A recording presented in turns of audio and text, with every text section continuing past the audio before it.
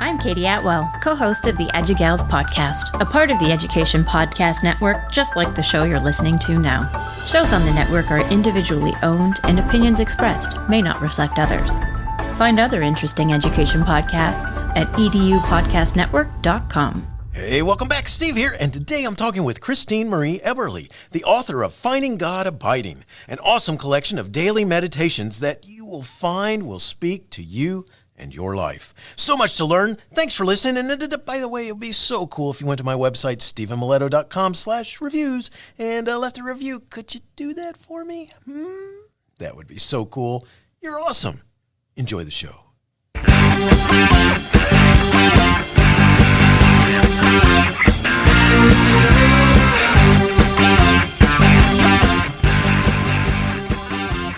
You are listening to Teaching Learning Leading K12, a podcast for educators, helping you help kids achieve their dreams.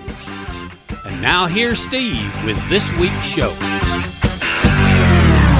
Christine Marie Eberle passionately connects spirituality, scripture, and everyday life. After the 2018 publication of her first book, Finding God in Ordinary Time, Christine concluded her 26-year career as a college campus minister to devote her time to writing, public speaking, and retreat facilitation. In person and on the page, she resists pious platitudes while inviting us to encounter a God who has infinite compassion for people in pain. With a contemporary voice that is warm, accessible, and surprisingly funny, Christine offers spiritual nourishment to people skeptical or weary of religion while still giving the faithful something to chew on. You can follow her at Christine-Marie-Eberle.com. Christine, it's awesome to have you on the show. Thanks for joining me, and say hi to everyone. Hi, everybody, and thank you, Stephen, for having me. Well, I'm glad to have you here, and you got some cool books here. They're very neat, and I'm going to say something that's going to kind of date the podcast, but you have our focus today is your most recent book, Finding God Abiding, and it's getting ready to come out. It'll come out before this podcast does, but you got that coming out. So congratulations on this second book here. June 7th. Thank you so much. Awesome. So 2 weeks from the day of this recording. Excellent. So just around the corner, and we won't be that far off when it goes live, but very cool. So congrats on that. And let's do this before we get into your book. In your bio, it says, in 2018, you concluded a 26-year career as a college campus minister. Could you talk about some of the lessons that you learned while serving in this capacity, or even if it's just a goofy story that kind of stuck with you? Sure. Well, just the quick history of that. 26-year career, I worked at 2 schools. I worked at a medium-sized state university, Westchester University, at a Newman Center, which is the Catholic facility that serves Catholic students at a secular university. So I was a diocesan employee. And then after 11 years of that, I went to Gwynedd Mercy College and then University, a small Catholic college run by the Sisters of Mercy, where I was director of campus ministry. So the first thing I would say, I just want to say 2 things. One is that I had no idea how different those 2 jobs are. You know, you can have the same job title, and depending on the context in which you do it, very different places. I joke that I went from being basically an assistant pastor to being a college administrator. And those are vastly different jobs, both enjoyable, but it was a heck of a transition for me. And the other thing I will say about campus ministry, especially in light of the target audience of your podcast, my former boss at Gwynedd Mercy, Sister Katie McMahon, used to say when she did mission orientations, she would say, we are all educators and we are always teaching. And she would say that to gatherings of staff. She would say it to the public safety staff, to the maintenance staff, to the student activities staff. We're all educators and we're always teaching, because whenever a student's eyes are on you, you are communicating something about what it means to be a person, a professional, a person of faith, a person of mercy in that school. an adult with a meaningful life. You're communicating what you value. So we are all educators and we're always teaching. I thought was a very good thing to hold on to day to day. That's awesome. And I think that is a great thing to hang on to, because because that applies to a lot of areas. I mean, we're all teaching. I like that all the time. Good stuff. In 2018, you published your book, Finding God in Ordinary Time. Could you tell us a little bit about it? Sure. One of the things I say when people say, "Oh, your first book, how long did it take you to write it?" I say 9 months. Okay, well, 9 years and 9 months, because I actually started it almost a decade earlier. I had a friend who was an acquisitions editor for a press which shall remain nameless, and I had written a few things for their magazine, and my friend said, "I know you got a book in you. What is it?" I said, "Give me the weekend." And I went home and I thought and I prayed and I wrote and I pitched Finding God in Ordinary Time, not with that cover. I think my original working title was Finding God at the Water's Edge, which turned out to be, or maybe even just At the Water's Edge, which turned out to be the title of one of the chapters. But I pitched that book. He liked it. We started to run with it. I was about 9 chapters in when my friend had an abrupt job transition. And I really lost interest in working with that press and put the manuscript in a drawer, so to speak, and came back to it only when a Facebook sweepstakes brought me up to a writer's retreat in Vermont called When Words Count, and a very interfaith group of people at a secular retreat listened to me read a couple chapters of my first draft and said that I was going to try to pivot and make it an Advent resource, because I had this 4-week format in mind, and Advent is 4 weeks long, and who doesn't like a nice little Advent devotional? And they said, no, not an Advent devotional. I said, what do people know about Advent? Like, why are you so clear about this? And they said, if it's a little Advent book, it's going to live in a little Catholic bookstore where people like us will never be able to find it. And that convinced me that I needed to write for a wider audience, and it let me take the risk of just going with a secular publisher, not somebody whose catalog was going to hit the desk of everyone like me all over the country. And so that's been the beginning of my publication adventure. That's cool. And I can imagine in some ways a little scary to take that advice. As well as wise, but part of it is, I would think you would be, should I go the route? I know that magazine will end up somewhere, a catalog will end up on some people's desks, but if I go this way. Right. There's an expression I love in Spanish, hace camino al andar, the road is made by walking. And I feel like that's what I am very much doing, is making my own road, especially as a freelancer now.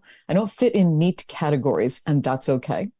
That is okay. That's awesome too. That's that is very cool. Now, I got to tell you, so did one of your chapters fit that? Because I think that's one that it would fit perfectly in your books here. That's just good stuff. Well, there will always be another book, yes. God willing. So.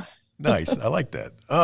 So let's go ahead and shift to the book that's getting ready to come out. It's your next book is called Finding God Abiding. It will be released shortly before this podcast is posted. And, on the cover is noted that the book is composed of daily meditations. And so basically what I'm getting ready to ask you is a little bit about the formatting. Could you explain what this is? Mm-hmm. So the format that I pitched really for that original book, and then again for this book, people sometimes question the word meditations, and they think of, are you having people sit cross-legged? Is anyone chanting Om? Like what's happening here? By daily meditations, I just mean a little bit of spiritual sustenance to chew over, say at the beginning of the day. So each chapter begins with a very short scripture quote, a true story that segues into some musing on lessons learned, and ends with a couple questions for personal reflection. The secret to this format, or to my development of this format, is that for those 10 of the years I was at the Newman Center, I worked with a priest with a very collaborative preaching style. And so we would each read the readings of the day at home in the morning. And when we were about, I kid you not, 20 minutes out from Mass for daily Mass, we would go in his office and close the door and brainstorm. Okay, what are you going to say today? And of course, in the Catholic tradition, it's always him who's going to be doing the saying. But, we would bounce things around, and I would say 60, 70% of the time, it was my idea coming out his mouth half an hour later. And so it really honed this ability to figure out what story from life, because everybody loves a true story. People don't want some story you made up so that the details just fit the lesson you're trying to give. What real life something illustrates a principle that you're trying to teach about? And so to do that on the fly for 10 years really was very good preparation for doing it more thoughtfully in book form. That's really cool. I mean, because I got to tell you, it's funny. One of the coolest Catholic services I've ever been to. That's a sentence you don't hear very often. Go on. And it was so awesome because I had family who attended this church all the time. I had gone to visit them, and so I went to see. And there was a priest who was probably in his late 60s, and then there was a priest who was in probably his 30s, somewhere in that range. And they did just exactly what you're talking. I mean, I don't know how they prepared, but they did this whole thing that was, it was the most awesome service I've ever been to, because they sort of like a dialogue homily? Yes, it was like a dialogue. And wow. And they on purpose were funny. And it made it even funnier because the older gentleman was the funny one, and the younger one was the one who kind of walked into the trap. And it was cool because it was the most unique service I think I've ever been to, and and it was a traditional Catholic service, high level, the way they ran everything, but they did this kind of dialogue. So that was cool what you're just talking about, because then now you're making me wonder, because I went there multiple times while I was visiting over a couple of years, and it makes me wonder if they prepared kind of like what you were talking about, because it was just that's a neat thing. So very cool. Hey, you write a book about that. That's awesome. What? I got to ask you, should Finding God Abiding be read from cover to cover, or is it more of a choosing a section that speaks to you type? Is that the type of book it is where you read that way? It really could be anything a reader wants. In my imagination, people take one chapter a day. If you start with the introduction and you go to the poem at the end, you could take a month, one a day for a month. I recognize that that's a little bit like asking people to eat one chocolate-covered espresso bean every day for a month. I personally would not be very good at that. But I can't tell you how often somebody will say to me about the first book, "Oh, your book came yesterday. It was wonderful." I think, oh my word, I worked so hard on this and it came yesterday and you're done? I'm sorry, it's going to take me a while to come up with another one, right? So people have often told me that when they finish one chapter, they just want to know what happens in the next one. Not that it's a plot that they're following, but, they just want to keep reading. I think sometimes people also then will go back and read it more slowly, or will, flip through and just look at the chapter titles and see which one grabs them and read that one. And ideally, it's not just read, it's prayed with, which is where the questions for personal reflection come in. Not that it's not a workbook, there's not space to, well, actually, in the new book, actually, there is space to write if you really wanted to. But that's not the idea. But the idea definitely is that people will use these chapters to think about their own life and where God is in all that. And, that it will be an aid for prayer. That is awesome. I could just, I'm sorry, I can think of the different people talking about, so when's the next one coming? Finished. We're good. And then others, fine, kind of going daily to by each chapter or whatever, or each section. And then, there's people like me who, you mean well by starting at the beginning, but something else, you look at the chapter list and you go, wait a second, let me go look at that first. Right. Yeah. I have a friend, Sister Karen Herring, is a Sister of Mercy out in Cincinnati, who she started emailing me after she was doing the one a day with the first book, but she began emailing me partway through daily emails like, you have 17 days to release your next book. You have 13 days to release your next book. Nice. Like, sorry, Karen, you're going to have to wait a little while. That's funny. Let's talk a little bit about the format of the book. Finding God Abiding is broken into 4 parts: perceiving, becoming, embracing, and releasing. Could you talk about the significance of these words and the relationship to what will be found in these sections? Absolutely. But before I do that, can we just talk about how well those words go together? Sure. I'm always very conscious about how words sound, not just how they look on the page, partially because I do a lot of public speaking, and I know that I'm going to be reading this stuff aloud over and over and over again. At some point, it will become an audiobook. But I think that writing in general is better if you have an ear out for what it's going to sound like. And I knew the concepts that I wanted to get across, but I really wanted words that they've just got to match. Like, okay, so they're all gerunds. And they have the same cadence: perceiving, becoming, embracing, releasing. That took a while. So I just really wanted to highlight that. That's cool. Because I feel really good about it. You should. They do fit well together. That's awesome. I like that. But them sounding nice together would, of course, amount to nothing if they also weren't good concepts. So here's what I say. Let me back up and say that in the first book, Finding God in Ordinary Time, that was also 4 weeks. And when I say weeks, it's because there's 4 sections and each one has 7 reflections, 7 chapters. Those 4, I called them terrains, were 4 places where we can spot the presence of God sort of hidden in plain sight.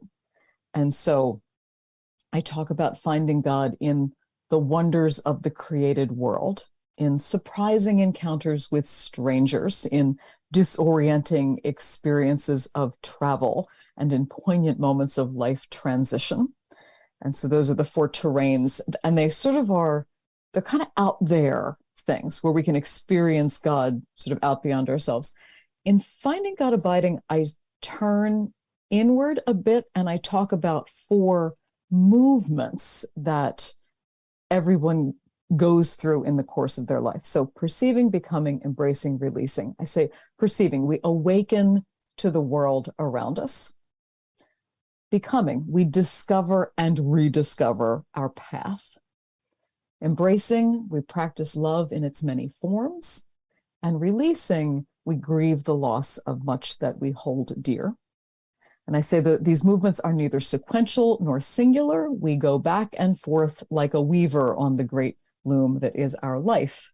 And much like a tapestry, we are often only staring at the backside and 1 square inch at a time, whereas God beholds it whole. God sees the entirety. God sees the beauty.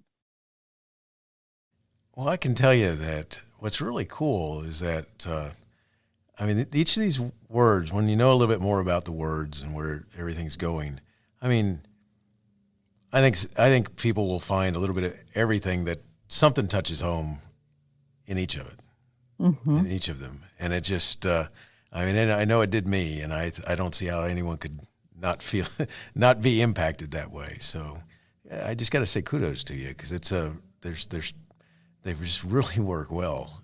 And Thank you. I mean, I think they're common life experiences that we share. The details are different, but the movements are very similar for many people. I agree. Totally agree. One of the things that I got to talk about is I have my favorites in your book. Mm-hmm. And one of my favorite entries is found on page 37 in the beginning of part 2, Becoming. And it goes like this. What do you want to be? Through the grace of God, we are always becoming. Could you talk a little bit about what you're talking about? Absolutely. I start that introduction by saying that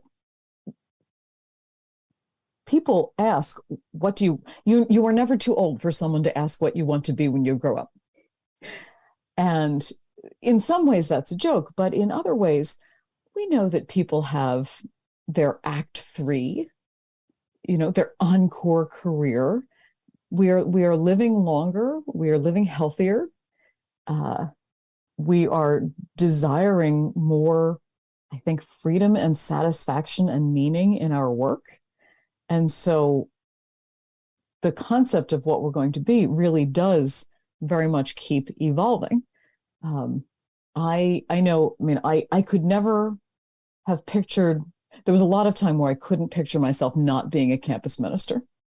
I wondered about making this shift because this is what I had always said for decades. When someone said, what do you want to be when you grow up? I would say, I want to be a freelance me. Let me come be me for you for a little while. And that is, by the way, exactly what I'm doing now. But when I would say it then, I would think about it, and I would try to imagine not being part of a campus community and not being part of a professional network of people who all did the same thing. And it was terrifying. I really couldn't picture myself outside those parameters. But something happened when I was, I'm going to say 51, that made me realize that I really could think more seriously about what it would look like to make this shift.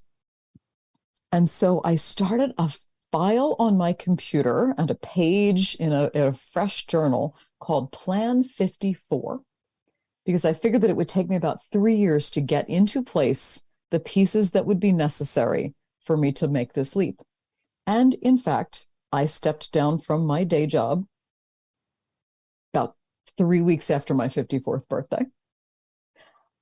So Plan 54, that's definitely part of what I mean by the always becoming.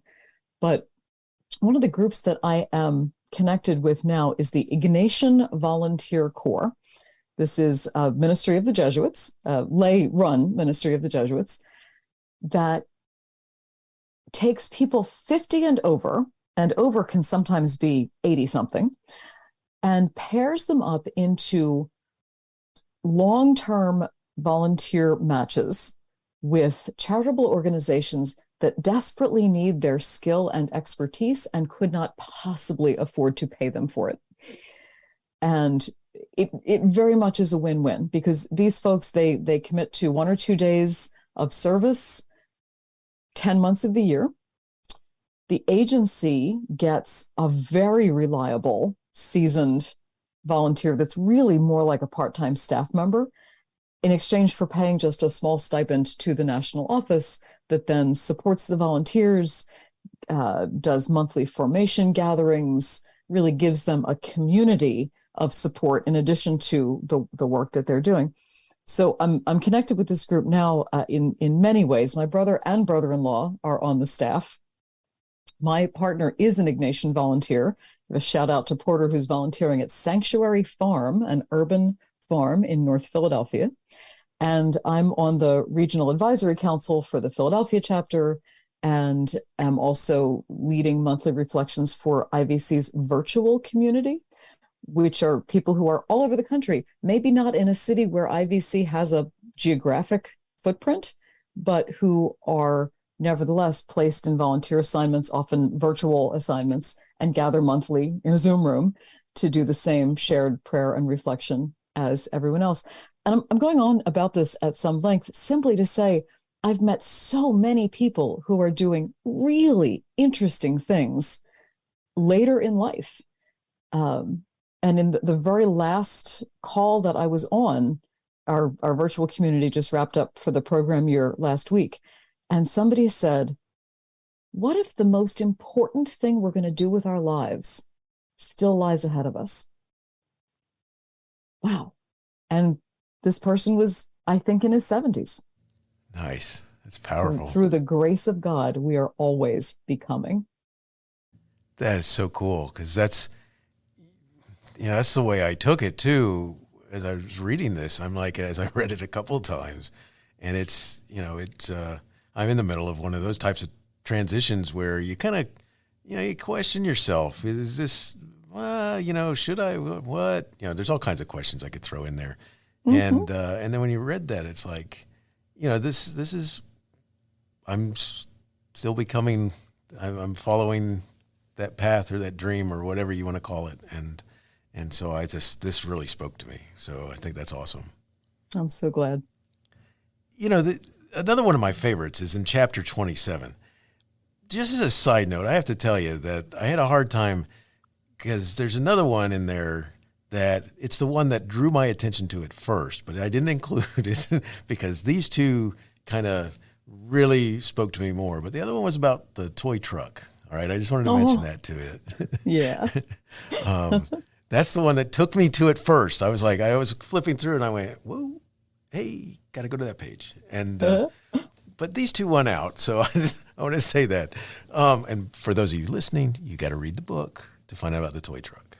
All right. But, this other favorite is chapter 27, and it's finding God in a broken glass. Is there a loss that threatens to overwhelm you, even from a distance of time? Could you talk about this section and the lesson learned?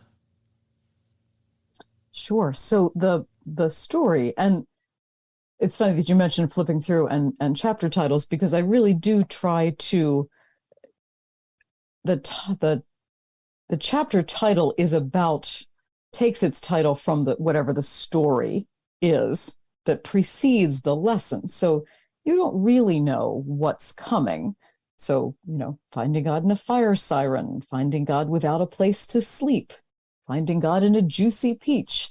It goes on and on. But the story behind the broken glass. So I went through a 7-year period in my life where I lost my mother, my father, my cousin who had been like a sister to me, my grandmother, and my 19-year-old cat, which granted was the least significant of the losses, but it did affect my daily life quite profoundly. But so it was quite the season of grief and loss in my life. And I think we go through seasons. Families can go a decade or more without a significant death. And then all of a sudden, every time you turn around, you're going to a funeral. So it was one of those seasons. But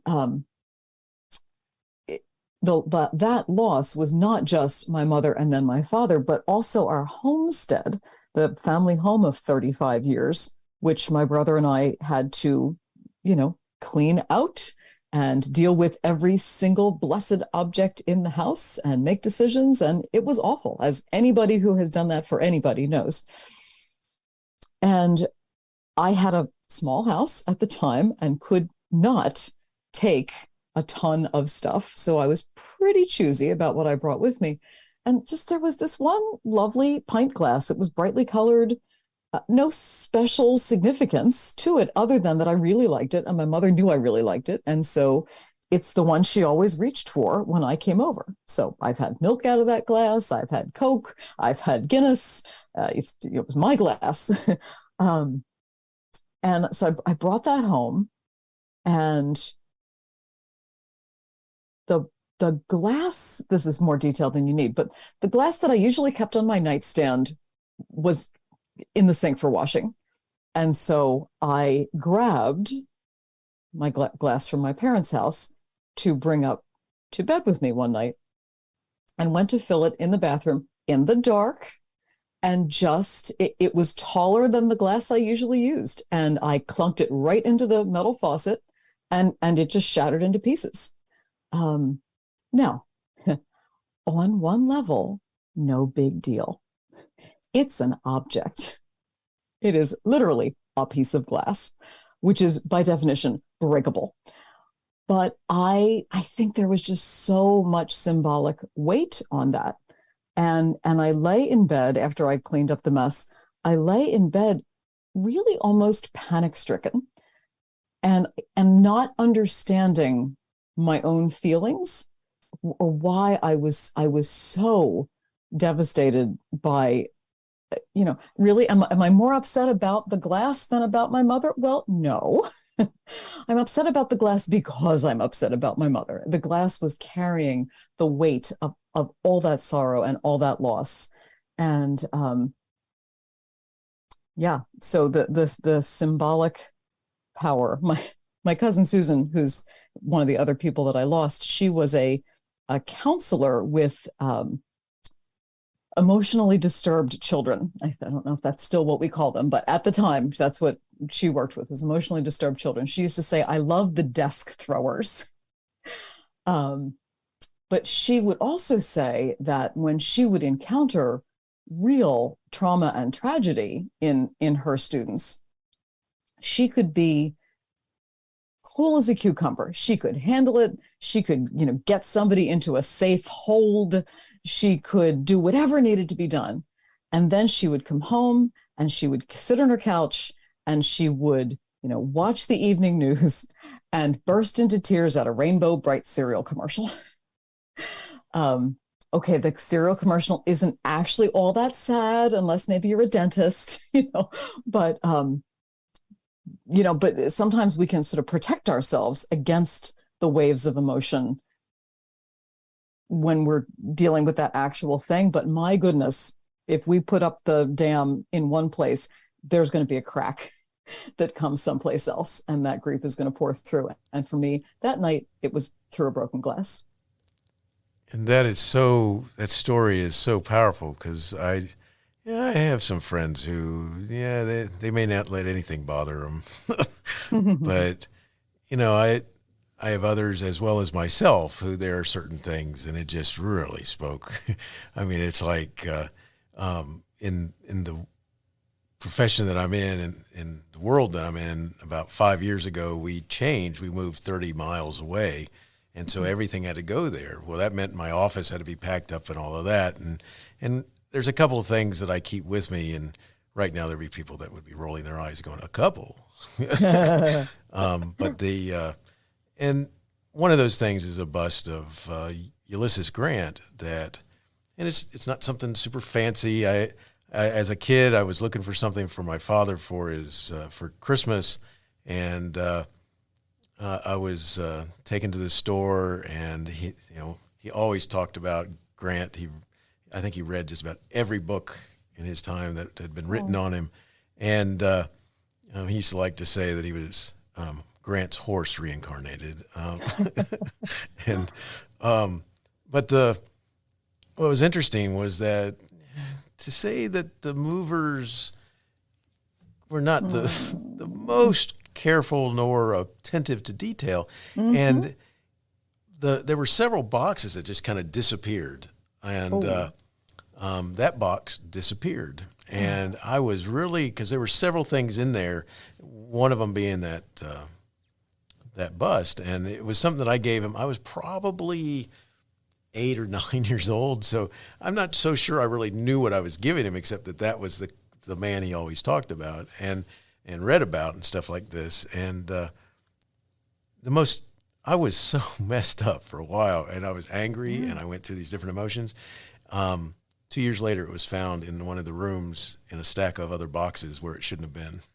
Whoa, how about that? That was cool. And so whether I'm telling that story or other stories that have something like that, I mean, that section was so powerful, and your lesson is so powerful. Because thinking about why you're upset, or what is it of significance here, and what I try to tell myself in a situation like that, because there have been so many waves of having to give away possessions. What I tell myself is everything important that I had from these people is already on the inside. I got my mother's love of reading and her high cholesterol. And I could go through that list for every one of these people that I've lost. Everything important is already on the inside. And that is very clear in your story about the bust of Grant. Even if you hadn't found it again, your listeners can't see this, but the look on your face as you were talking about 9-year-old you knowing your father's love of Grant, that doesn't ever go away, no matter what happens to what I assume was a not terribly expensive object. Not at all. I mean, when you get older and you find out, just to know, my parents were divorced. So, I'm not sure if this was my stepmother helping me buy it or if this was my mom helping me buy it. But, that also plays in there too. Mm-hmm, mm-hmm. So just as a note. And it's one of those things that, you probably read my face right, because it's kind of interesting because I don't have much from when I was a kid. Because of going between households and people moving different places. And it's just, and that was one of those things that it was like somehow that came back into my world. And I was like, I didn't want to let go of it. And to think that really it disappeared on a trip 30 miles where it shouldn't have gone. It went from shelf to box to truck to building. No, it's so crazy. But you think about stuff like that, and whether it's a kid or as an adult, or there's something that's kind of meaningful to you about whatever that is, and it's a cool thing. So, so just as a note, those are just two of so many that spoke to me, and but I think you have a way of writing and a way of connecting it with the lesson and. That just really works, and it's not. I mean, it just hits home, and I could mention a whole bunch more, and but kudos on that. At the end of your book, Finding God Abiding, you have included a poem called "Abide with Me." Why'd you include this? Well, of course, there's a story. When I was doing my first book, for both books, I worked with a wonderful editor named Peggy Moran. And when she got to the end of the first manuscript, she said, I feel like it needs just a little something at the end that's not yours, like just a little treat, a little piece of dessert at the end of the book. And what would it be? And for that book, Mary Oliver's beautiful little poem, Praying, was exactly what I wanted. And as I was able to obtain permission to use it, and et cetera. So I liked the concept of ending with something. And Abide With Me is actually the lyrics to a song. And it's a hymn. And I talk about the hymn all the way back in the introduction. And here I am flipping back to so I can quote it appropriately. It was penned by Anglican minister Henry Light in the 19th century. During his final illness, conscious of the swiftly passing days, Light begged the God who had been with him always to stay close by his side. The hymn begins, and I'll just read the first verse. Abide with me, fast falls the eventide. The darkness deepens. Lord, with me abide. When other helpers fail and comforts flee, help of the helpless, oh, abide with me. And I go on to say, Light's opening line alludes to the story of the road to Emmaus in Luke's gospel. Two dejected disciples, trying to make sense of the crucifixion that seemed to have dashed all their hopes, found themselves walking and talking with the risen Jesus, with their eyes prevented from recognizing him. Reaching their destination, but not wanting to part from this intriguing new companion, they urged him to stay. Abide with us, they said, for it is toward evening and the day is far spent. Though we do not know how far spent our own days may be, like those heartbroken disciples, we often need God to help us make sense of it all. So I liked the scriptural allusion, and it really is a very pretty hymn. There was a TV show, I forget which streaming network, a couple of years ago called World on Fire that was set in World War II. And there is a scene where, I wish I had seen this more recently, but there's a scene where the British forces are being overwhelmed in whatever stronghold they're holding, and when it is absolutely clear that the Nazis are almost upon them, one of them stands up and begins to sing this song. And one by one, the rest of the soldiers get up and join in until everyone is singing it. It gave me goosebumps watching it. It's given me goosebumps talking to you about it. And it really is just talking about it. It's from the perspective of someone who's near the end of their life and wants God to stay close and believes that God has always been close. And I would say that the best contemporary rendition I have heard, if your listeners can just go to YouTube and look up Audrey Assad's version of this, she does a lovely, lovely haunting job. So I played that a lot while I was writing this book. That is so powerful. That is so cool. So I know what I'll be listening to after we get finished. Okay. That's cool. Yeah. That's just awesome. Christine, we're getting ready to close. And before we do that, could you let everyone know where they could connect and learn more? And maybe, could you also talk about how they can, because you're a speaker. So how do they engage you as a speaker? So the easiest way to find me is simply to Google my name or whatever search engine you prefer, Christine Marie Eberle. My actual website is christinemarieeberle.com, but there are hyphens between each word in my name, so that complicates it a bit. But Google me, christinemarieeberle.com. And the writing is really only part of what I do. I am also, as you said in the beginning, a speaker and a retreat facilitator. I do everything from, brief reflections to keynote addresses to evenings of reflection. I have a couple 24-hour retreats coming up after this book comes out, one at Crown-Leith Spiritual Center in Philadelphia, one at St. James Parish up in Morristown, New Jersey. So I'm definitely willing to travel. And I also do things via Zoom. I can do a 2-hour Zoom retreat. Was something I developed in pandemic. So let me come be me for you for a little while.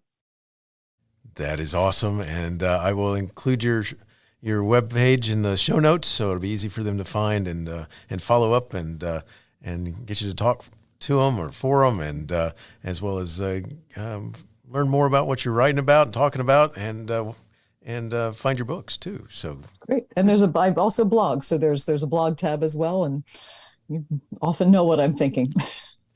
That's excellent. So I'll put all that in the show notes. Cool. And so, Christine, I've got 2 last questions. They have nothing to do with what we've been talking about, and just questions I like to ask my guests. And the first one goes like this.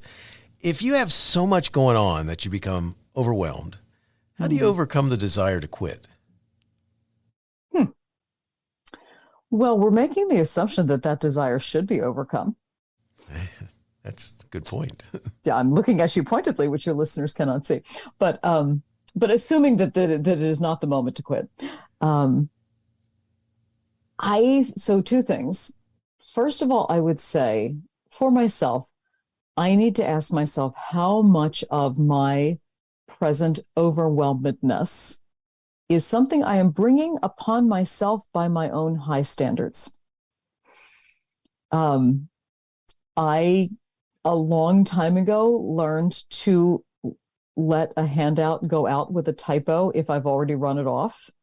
In the interest of saving time and trees, it hurts my heart every time I do that, and I really try not to, but there's something to be said for good enough.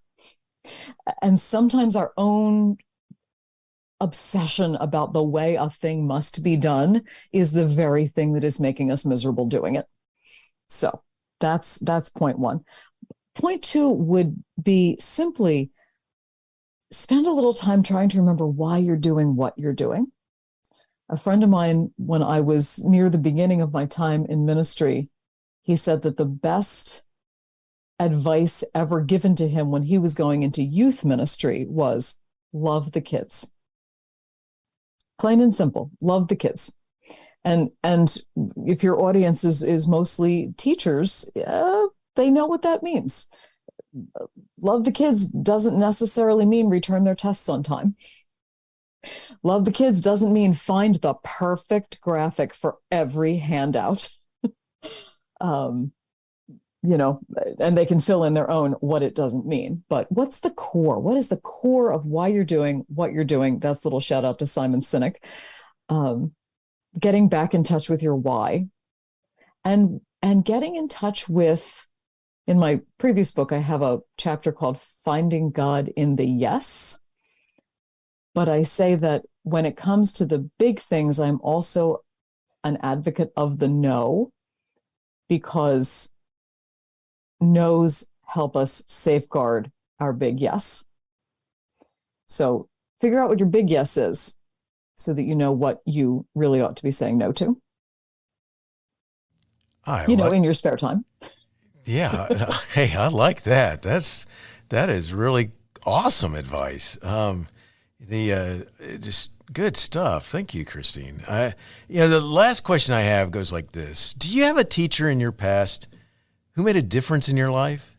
If so, who was it? And what would you say if given the chance to say thank you? Well, that's a great question, because I actually did get a chance to say thank you. When my first book was coming out, there's the acknowledgments section. And I really thought long and hard about who I wanted to thank for this first book, because, that's a lifetime of thanks. The second book, it's like, who's helped me in the last 4 years? But this one, that's a 53-year project. And so I say in my acknowledgments for that book, I say, I want to thank the 2 religious sisters who were my best writing coaches.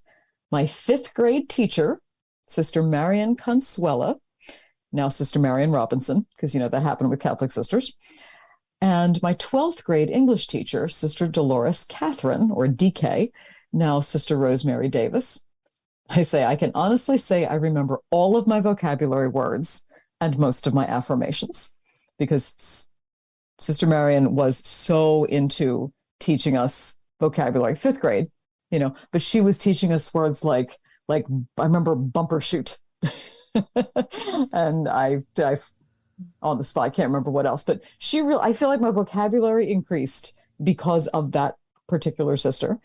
And Sister Dolores Catherine, she had these 5 affirmations that she wrote on the blackboard and that we had to say at the beginning of every class. This was AP English senior year. These were high achieving, high stress students. And every day we said, among other things, God loves me unconditionally. Therefore, I like myself. I will never devalue myself through destructive self-criticism. I see God in others. Therefore, I have unconditional, warm regard for all persons at all times. Okay. 12th grade. How old are you in 12th grade? 18. I am 56 years old now. And that stuff still spills off my tongue. So thank you, Sister DK. But when the book came out, it came out in September of 2018. And at Christmas time, I made appointments to go visit each of them. Sister Mary and I had seen semi-regularly because she's a Sister of Mercy and I worked for a Mercy institution. But Sister Dolores Catherine I had not seen since graduation.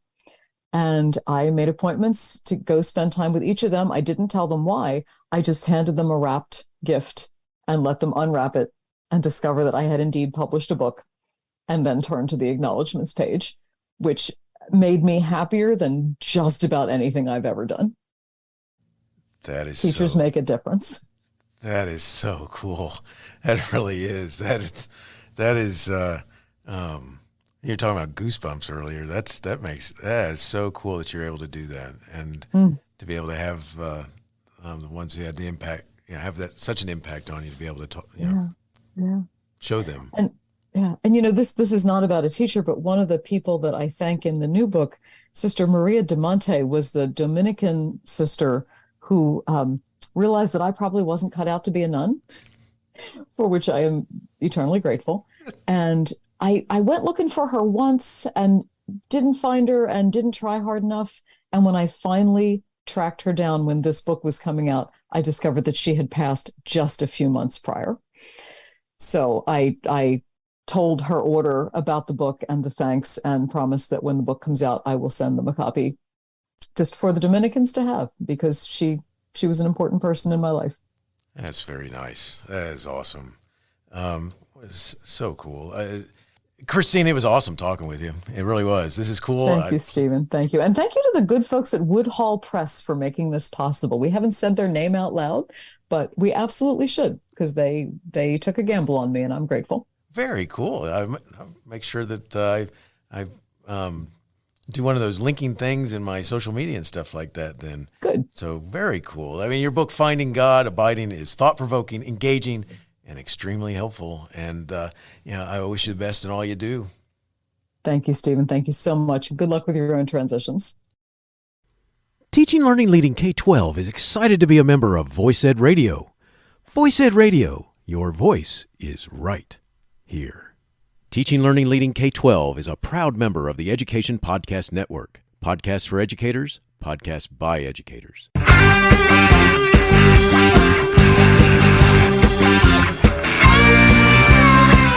The opinions expressed on Teaching Learning Leading K12 are those of the guests and host. Teaching Learning Leading K12 is intended to share ideas, advice, and suggestions for classroom teachers and school administrators. Teaching Learning Leading K12 is produced for educational purposes. Thanks for listening, and I hope you'll share it with your friends.